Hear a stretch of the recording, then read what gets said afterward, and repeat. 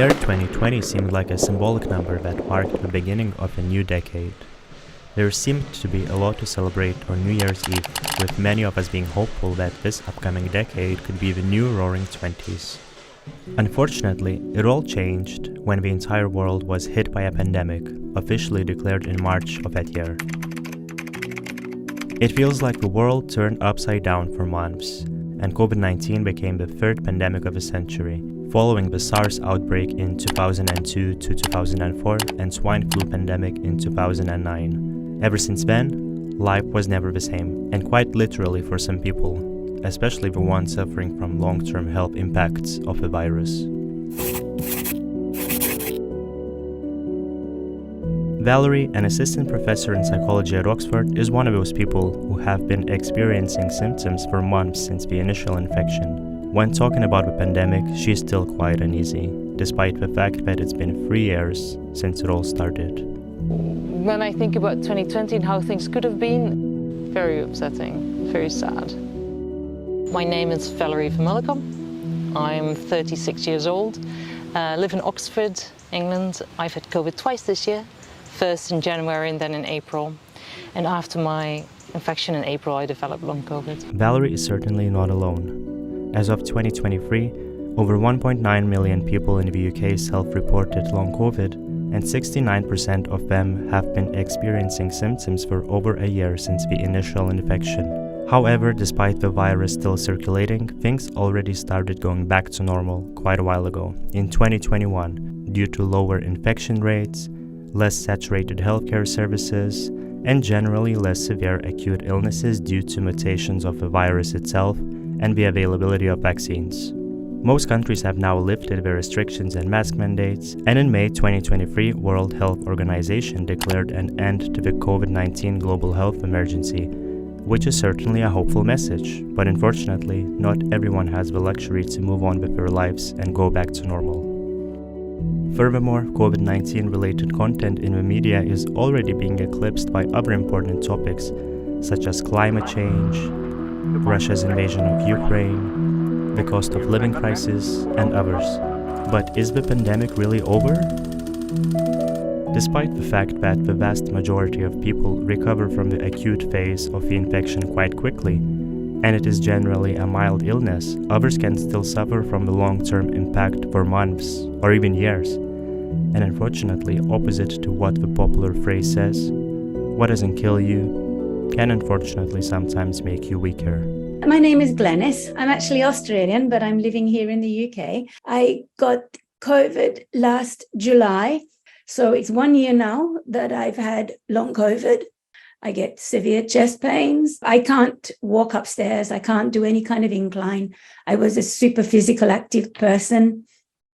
I have anxiety on things because for so long I would have to constantly cancel because I wasn't well enough to do things. So I stopped making plans.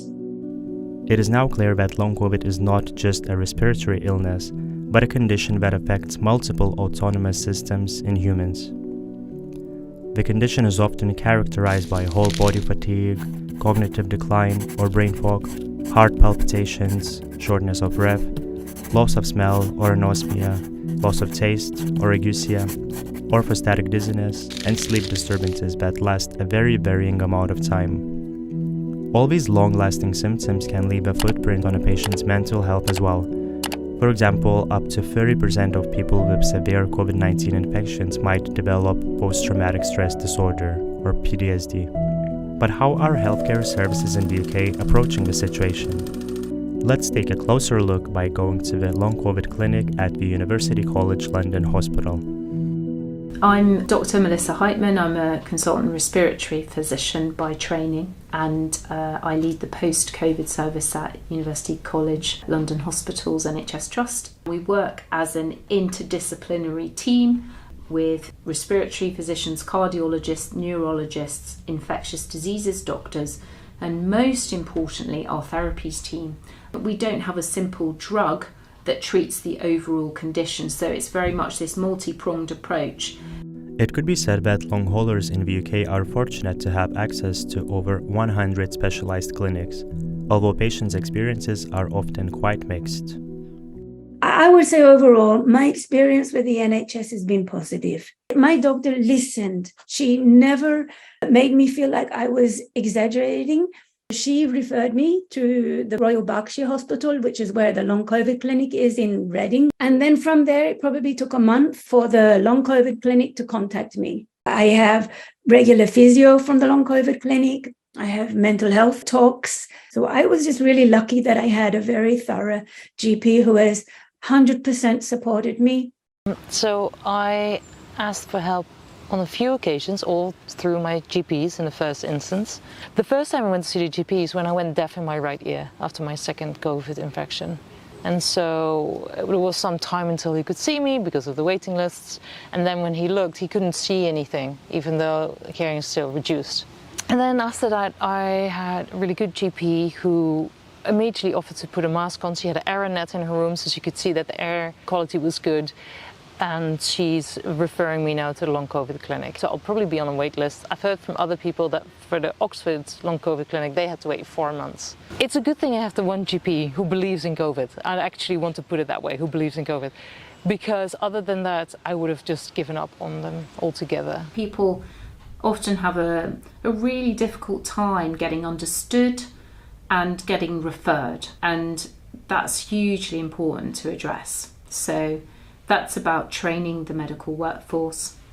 And I would say to people who are thinking of referring, if it's most likely that this person's illness is triggered by COVID and they have a typical constellation of symptoms and it's affecting their quality of life, refer. Why wouldn't you refer? Because the criteria for referral are very clear. We are seeing good results from people accessing these services and getting more support. They do make a difference.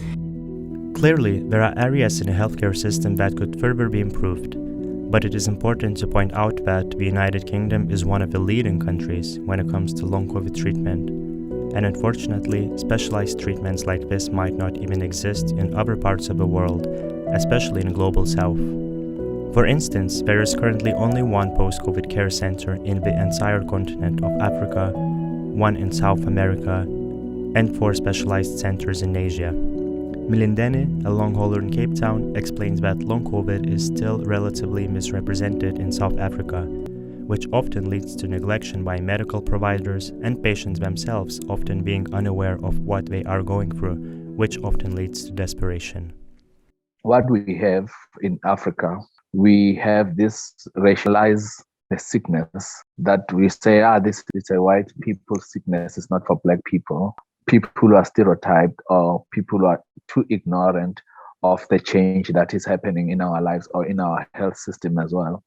And the people who are still struggling, even if they don't know why they are always tired, fatigued. Some of them, they're even thinking of committing suicide because they are so confused with their health.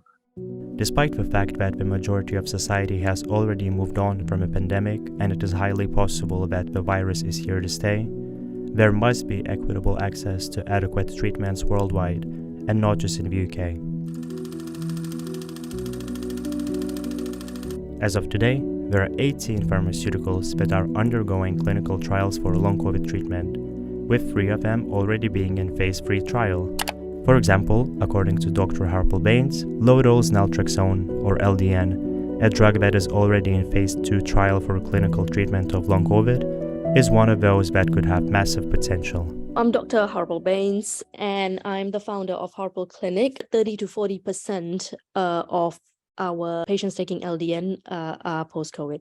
When COVID happened, when we looked at it, we are like, you know what, here's a viral infection causing chronic fatigue type symptoms. Let's at least, if nothing else, use the same principles that we use for treating chronic fatigue syndrome. Let's use the same principles for treating patients with long COVID. And we found that it was quite successful. The majority start to see an improvement within 8 to 12 weeks. The biggest thing where they will see improvement is fatigue and brain fog. So it could be said that using the same framework of treatment that was used at the beginning of the pandemic could be re-evaluated. And it is important to keep engaging with a rapidly growing number of clinical studies of potential therapies and treatments. I think a major problem is that we tend to think of doctors who know everything. But the problem is what the doctors know is what they studied. What they studied was not yesterday. That's what they did 10 years ago.